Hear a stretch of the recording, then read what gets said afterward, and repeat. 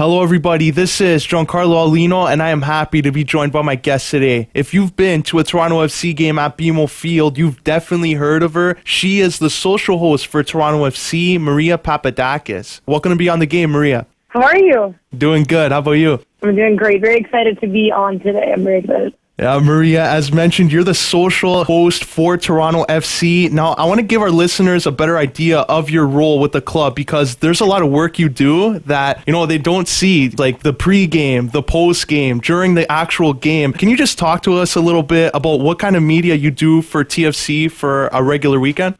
Honestly, it varies. So on a weekly basis, if there is a game, for example, like the one coming up on the weekend, I'm usually at the training grounds once or twice a week when we're doing a TFC HQ or match preview, and we're just getting set to prepare the fans on what to expect for the coming game. So we're listening to the players' scrums, we're getting all of our facts together, and then obviously I have a separate role where I'm the in-stadium host.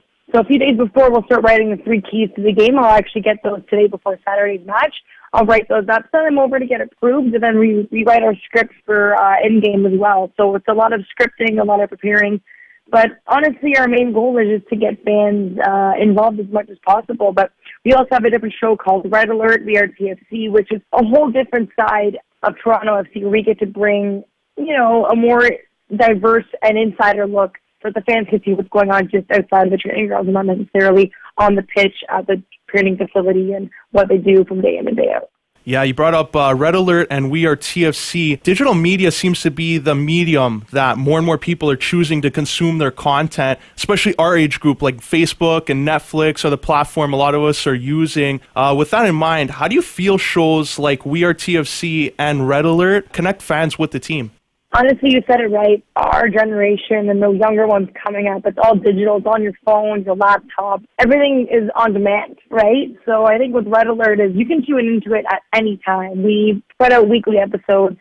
And for fans, Red Alert specifically it's quick. It's less than 5 minutes long every episode, and it's to the point. And that's like the biggest thing with our generation. Our attention spans they're not going to sit there for half an hour watching an entire thing usually. So I think Red Alert's a great platform for fans to get a behind the scenes, different look on the team. And you know what? It showcases them out in the community. They do so much more than just play football. They do pro player clinics. They're doing things, Adidas, reigning champ. Like half of them do modeling with different clothing lines. So it's really cool. And We Are TFC has been one of my favorite shows this season. Bell has presented it alongside with Toronto FC, and the players get to pick a location where they want to go. Me and that player will go out, and for example, I went to Rec Room with Doug Vanderweel, and I went to Bitono's Pizza and actually made pizza from scratch with the cooks in there with Ashley Morgan. So you get to see the fun side of them, and while you're doing, making pizza, for example, or playing video games at Rec Room, you can talk to them about their personal life stories and in relation to soccer and not relation to soccer at all. So I think for fans, those are great platforms for you to reach out. Yeah, these TFC programs are fairly new, and in your short time hosting them, you've done an amazing job. What have you taken away from your experience so far? Oh man, this year has been absolutely incredible. The team's amazing, and my producers and camera people and editors and executives, they've all been so kind. And obviously I started at the beginning of the season, so it was obviously an adjustment, and they made it so easy for me. I think one of the biggest things I've taken away from this season is you have to make it your own, especially in my role. You don't want to be like anybody else. You don't want to, what I mean? There's always one of that person. You want to be your own entity. And I think from that is you just have to have the most fun, make it your own, and do as much as you can, because honestly, I feel like I've blinked and the regular season's almost done. So it's crazy. For those just joining us on Vibe 105, this is Giancarlo Aulino of Beyond the Game speaking with the Toronto FC in-game host, Maria Papadakis. Maria, staying on this topic of the connection between the fans and the team, last month, Jonathan Osorio decided to sign a multi-year deal as opposed to going elsewhere. What are your thoughts on a GTA guy like Osorio re-signing with a club to such a lucrative deal? And how do you think this signing will impact grassroots soccer in Ontario? Oh man, getting Jonathan Osorio back for Toronto FC was incredible, and I think all fans and the entire organization was very, very happy. He's an absolute incredible player. You've seen his career year this season. It's been incredible. And every game like Coach Greg Vanning said it in the presser, he's put out 110% every time he's on the pitch, whether it's in a game or on training. So as a Canadian player, and he's playing for a Toronto team where he was born in Toronto. So I think for any kid growing up, whether you're just starting out as a recreational soccer player to ones who are trying to make first teams anywhere they are as a Canadian, this is so great because it gives those other players who are growing up to want to be like him that hope and that exposure that anyone can do this and put your mind to it. So I think, you know what I mean? He's had 9 goals this regular season and 5 assists. Like, that's absolutely incredible. And I think 15 all competitions, or 13, can't remember. But he's incredible, and he's started every game this season. And if you look at that as a Canadian player starting, for example, every game, that's great. And I think it's a big growth for Canadian soccer. Yeah, I agree there. We're going to shift gears a little bit and talk about the UEFA Champions League, because all of us, we might be the hometown team, like Toronto FC might be our favorite, but we all have that European team that we root for. And looking at your Twitter page, I saw that you're a big Liverpool fan.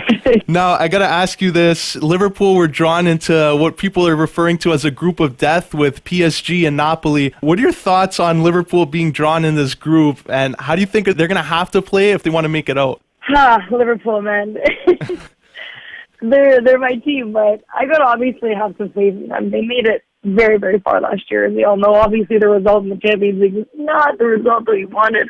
But I was watching the Champions League draw, and I was like, I saw PSG come up, and I think I had a little bit of a heart attack. I was like, oh my God, because you got PSG and Napoli, you got amazing players on those teams. For example, Neymar is incredible, and Mbappe is amazing. Like, you have these guys, so for Liverpool to, I think, go forward, I trust in Jurgen Klopp 100%. He is amazing, but I think for us it's mainly just, we've switched out our goaltenders. Alisson's absolutely amazing, I think, so far in the season, and it's very early, so I think you see the difference in the team. But I honestly just think getting our midfield in the center a bit stronger, and Okita can do that. We've already seen some confidence with Henderson, in the swap there. I think it's a challenge for both of them now, and that'll bring a bit more competition to the team.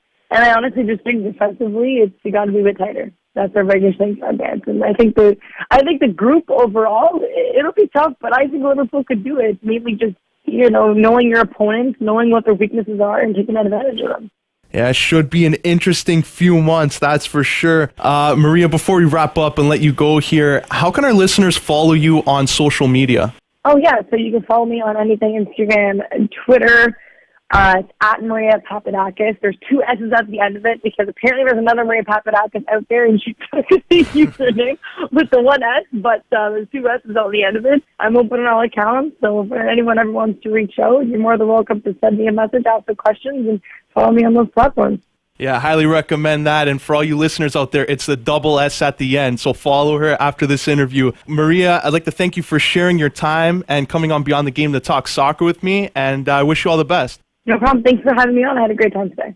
That was Toronto FC in-game host Maria Papadakis. Now, we're going to send it back to the studio for more Beyond the Game right here on Vibe 105. This is Maria Papadakis, and you're listening to Beyond the Game. Hi, everybody. Welcome inside this week's episode of Red Alert.